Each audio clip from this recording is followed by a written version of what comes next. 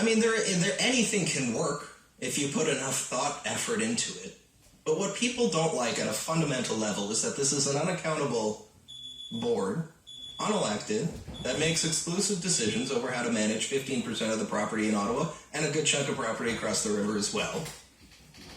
And there are no other parks that I am aware of that are doing things like this. You can access everywhere in Algonquin Park by car.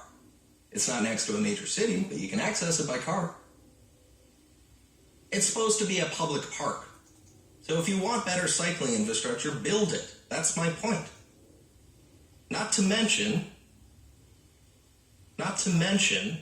nobody saw this coming. It was a thing that they did during the pandemic, and then they surveyed people who used it, who all said this was nice, we like this, so now they're doing it again. Not during the pandemic. I'm not saying you can't close it on certain days. But 85% of the time, seems like a lot to me. 750-1310. Allah has called in today. Allah from Ottawa, you're on the air, sir. Hi. How do you see the situation? Well, the situation, as I summarized it this morning, and you see again, is just shocking and surprising. The thing about the NCC, as you mentioned just earlier, this is an unelected group of officials that are hiding in this bureaucratic layer. I think if this was under Parks Canada, then this would never happen. If this was a city park, then you know that you can talk to your city councilors, you can talk to your mayors, and they'll probably be voted out of there. And just referring to the caller, who just called in and was mentioning that all places, the most accessible ones along the parkways are accessible, I will just respectfully say that is not true. There are 13 parking lots and 377 parking spots with the most scenic routes that are there.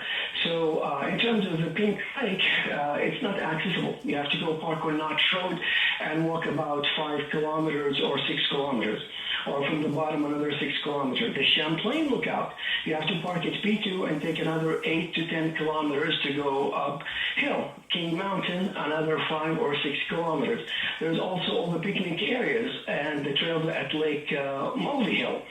And plus all the other trails that start from those areas. The Champlain Lookout is the actual starting point for hundreds of kilometers of trails that are very difficult to access from somewhere else. If you want to go to the Western Cabin, to Ron Park's Lookouts, to Trail Number 1, Trail Number 9, Trail Number 2, all of those are not accessible. The other issue is the false narrative from the NCC about conservation. This is not true because of a number of factors. Number one, that they're actually encouraging mountain biking in the park, which would cause more damage than walking. Examples of that are Trail Number 32 and Trail Number 78, which have been widened for mountain biking. Yeah. The other thing, if I may quote a couple of things, that the NCC contradicts their own publications.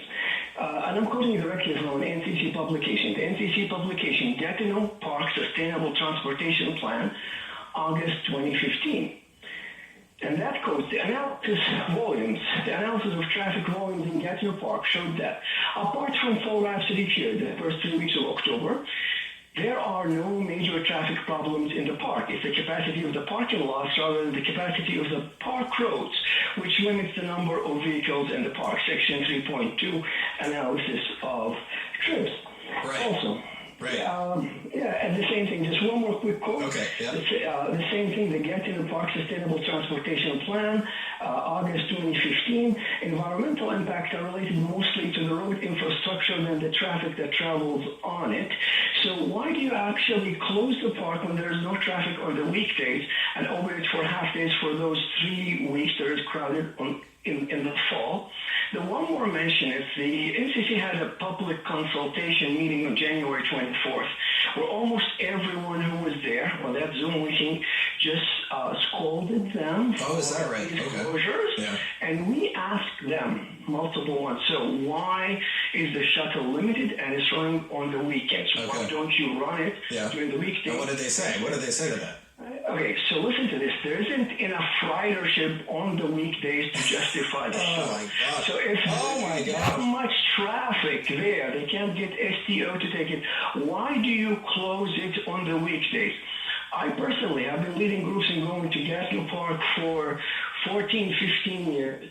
I would never find any parking lot crowded on a weekday in the summer or spring. Okay. I'm there almost every Wednesday now because that's the only day that is. Is it crowded on Wednesdays? The Pink Lake is very crowded. Who could have predicted I've this? taken videos, and I invite you and Rob to come with me It was every impossible. Wednesday at the Pink Lake at noon, and let's talk. All right, I got you, Alan. Thank you. I got it right here. Thank you very much for that call. Who could have predicted the day that it's open for cars, it becomes unmanageable, the traffic flow?